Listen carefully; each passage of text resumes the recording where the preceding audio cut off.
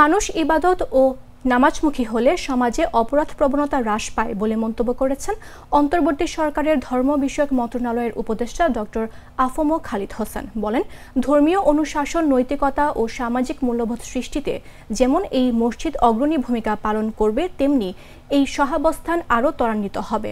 শনিবার সকালে বান্দরবান সদর উপজেলার মেঘলা মডেল মসজিদের ভিত্তিফলক উন্মোচনকালে একথা বলেন তিনি।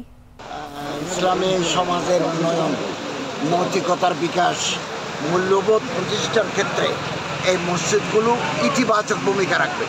কারণ মসজিদে যখন মানুষ আসে, কেন মানুষ একটা প্রশান্তির খোঁজে মানুষ মসজিদে আসে, এটা ইবাদত করবে, আল্লাহর জন্য নামাজ পড়বে। মানুষ যখন মসজিদমুখী হয়, সমাজে অপরাধ প্রবণতা হ্রাস পায়।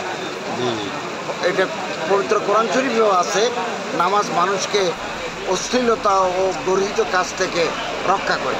তো আমরা মনে করি এই মসজিদের মাধ্যমে সমাজে নৈতিকতা, মূল্যবোধ প্রতিষ্ঠিত হবে, ভ্রাতৃত্ব প্রতিষ্ঠিত হবে, সাম্প্রদায়িক সম্প্রীতি একটা বার্তা মসজিদের মাধ্যমে। শিয়া বাটার ও ভিটামিন ই সমৃদ্ধ লিলি হালাল বিউটি সোপ, তারুণ্যময় উজ্জ্বল ত্বকের জন্য।